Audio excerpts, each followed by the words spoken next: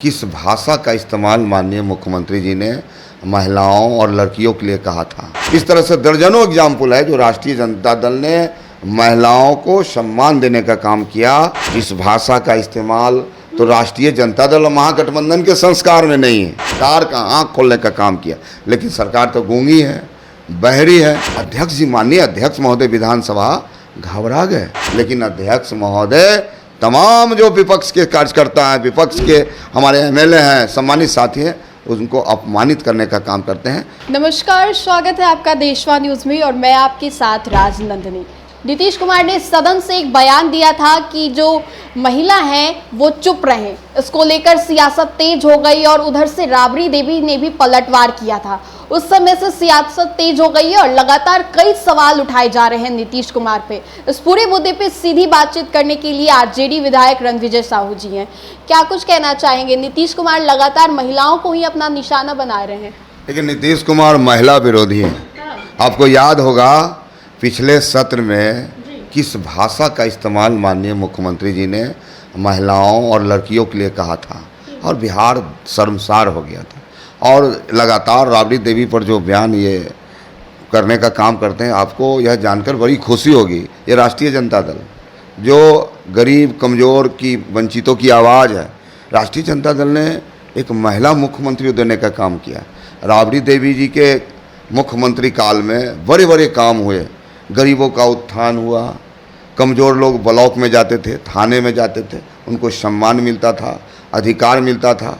1990 के पहले आप देखेंगे कौन लोग थे जो सदन के अंदर जाते थे, और 1990 के बाद कौन लोग हैं जो सदन के अंदर जा रहे हैं।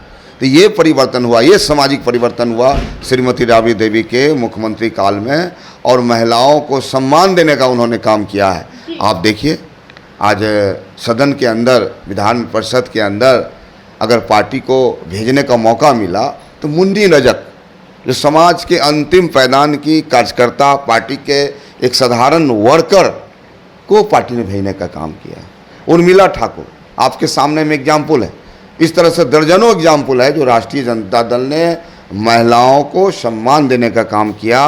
और इस बार विधानसभा के भी चुनाव में सबसे ज़्यादा टिकट महिलाओं को राष्ट्रीय जनता दल लेने का काम किया। इस बार भी लोकसभा में 7 टिकट महिलाओं को देने का काम किया। ये साबित करता है कि राष्ट्रीय जनता दल हमेशा से महिलाओं को सम्मान करती है। रणविजय जी, आपने कहा कि जब ये बयान दिया नीतीश कुमार तो वाकई ये विवादित बयान है महिलाओं को लेकर, लेकिन पूर्व में जब नीतीश कुमार ने एक बयान दिया था उस समय तो आप दोनों साथ में थे।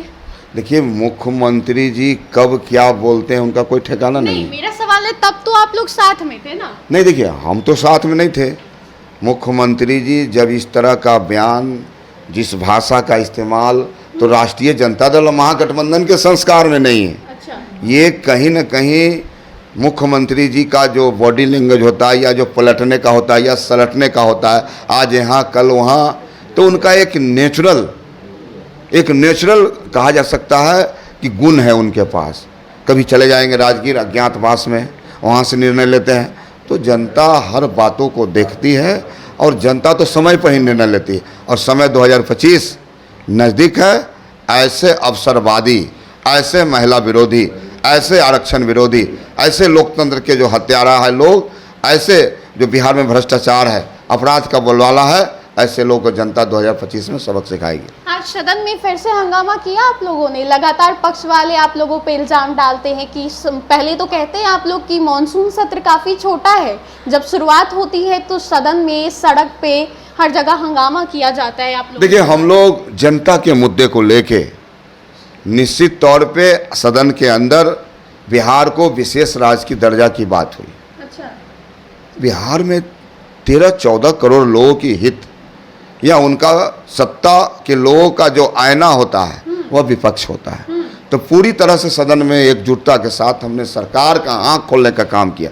लेकिन सरकार तो गूंगी है, बहरी है। सरकार गूंगी है, बहरी है और आंख से अंधा भी है। अच्छा। वो देख नहीं पा रही है। सदन के अंदर लोकतंत्र का तार होता, हत्या होता है। मेरा खुद आज सवाल था सदन के अंदर, मेरा क्वेश्चन, तारांकित क्वेश्चन भी था, लेकिन अध्यक्ष महोदय ने मेरे माइक को बंद करवा दिया और को मतलब सदन में आज बोलने का मौका बोलने का आज अगर आप देखेंगे अच्छा तो आज 5 दिनों के अंदर एक दिन भी विपक्ष का एक शब्द भी प्रोसीडिंग में कहीं भी उल्लेख नहीं किया गया। ये लोकतंत्र का हत्या नहीं है तो क्या है। आज भी जब हमारे एक सदस्य का सवाल आया कि आरक्षण जो 65% उसका जो सीमा बढ़ा है उसको मुख्यमंत्री जी आपने सर्वसम्मति से दिल्ली भेजा था। डबल इंजन की सरकार है, दोनों में खूब दोस्ती है, तो आप वहाँ 9वीं सूची में शामिल क्यों नहीं किया गया। इसका मतलब है केंद्र सरकार और माननीय मुख्यमंत्री बिहार की आवाम को धोखा देना चाहते हैं। इस सवाल पर गैर सरकारी संकल्प पर हमारे अध्यक्ष जी, माननीय अध्यक्ष महोदय विधानसभा घबरा गए। ऐसा लग रहा था कि कोई आरएसएस का व्यक्ति, एनडीए का व्यक्ति सदन के आसन पर बैठा हुआ है और उन्होंने मत का विभाजन यानी वोटों की गिनती, जो माननीय सदस्य थे उनकी गिनती नहीं कराई। इससे स्पष्ट हुआ कि आरएसएस और नागपुर की इशारे पर हमारे माननीय अध्यक्ष जी काम कर रहे हैं। आज लोकतंत्र की हत्या, धज्जियां उड़ गई, लोकतंत्र की हत्या हो गई और हम लोग वॉकआउट करके बाहर आ गए। रणविजय जी, लोकतंत्र की हत्या की बात आप कर रहे हैं तो तेजस्वी यादव कहा जा रहा है कि बाहर घूम रहे हैं, सदन में तो आए ही नहीं। देखिए, तेजस्वी यादव का एक एक सिपाही, अच्छा, चाहे बिहार विधानसभा का सदस्य हो, चाहे बिहार विधान परिषद का सदस्य हो, चाहे लोकसभा का सदस्य हो, चाहे राज्यसभा का सदस्य हो, सब लोग अपने आप में तेजस्वी यादव है और लालू प्रसाद यादव के विचारों से ओतपोत है और तर्क के आधार पर हम अपनी बात रखते हैं। तो पूरी मजबूती के साथ हमारे राजद के कार्यकर्ता सड़कों पर लड़ाई लड़ते हैं। पूरी मजबूती के साथ माननीय लालू जी का जो विचारधारा है, अंबेडकर जी का जो विचारधारा है, जननायक कर्पूरी ठाकुर का विचारधारा, उन विचारों को लेकर हम सदन के अंदर पटना आए ना, तो आज सदन में क्यों नहीं आए तेजस्वी यादव?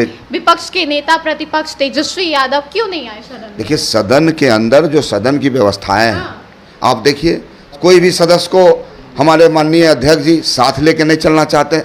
अध्यक्ष तो एक कस्टोरियन होता है सदन का, चाहे पक्ष हो चाहे विपक्ष हो, सबको एक साथ लेके चलना उनका संवैधानिक जिम्मेदारी बनती है। लेकिन अध्यक्ष महोदय तमाम जो विपक्ष के कार्यकर्ता हैं, विपक्ष के हमारे एमएलए हैं, सम्मानित साथी हैं, उनको अपमानित करने का काम करते हैं। जनता सब कुछ देख रही है, जनता ऐसे लोगों को 25 में बेरोजगार कर देगी। एक आखिरी सवाल, बस ज़्यादा वक्त जाया नहीं करूंगी, एक आखिरी सवाल होगा। जेडीयू वाले कह रहे हैं कि पहले तो उन्होंने कहा कि गुमशुदा का रिपोर्ट लिखवाइए, अब जब तेजस्वी यादव आ गए हैं तो कह रहे पासपोर्ट ऑफिस तक छानबीन करेंगे। आखिर गए कहाँ थे तेजस्वी यादव? देखिए, ऐसे लोगों को लज्जा नहीं आती। अच्छा, इन्होंने कहा था कि हम एनडीए के साथ गए हैं विशेष राज्य के मामले पर। आज क्यों नहीं लज्जित हो रहे हैं? 12 सांसद हैं इनके, 8 बिहार से माननीय मंत्री हैं केंद्रीय, क्या कुर्सी से चिपके हुए हैं? इनके मुंह में रसगुल्ला है क्या? और क्यों नहीं बोल रहे हैं? इनके मुंह से आवाज़ नहीं निकल रही है।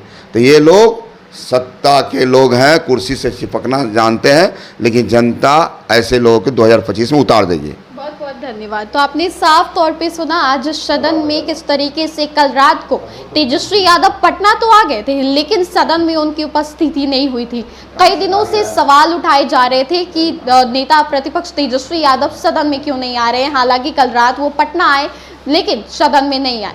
फिलहाल इस खबर में इतना ही। बने रहिए हमारे साथ और देखते रहिए देशवा न्यूज। धन्यवाद। देशवा न्यूज पर वीडियो देखने के लिए लाइक करें, सब्सक्राइब करें, साथ ही बेल आइकन दबाना न भूलें।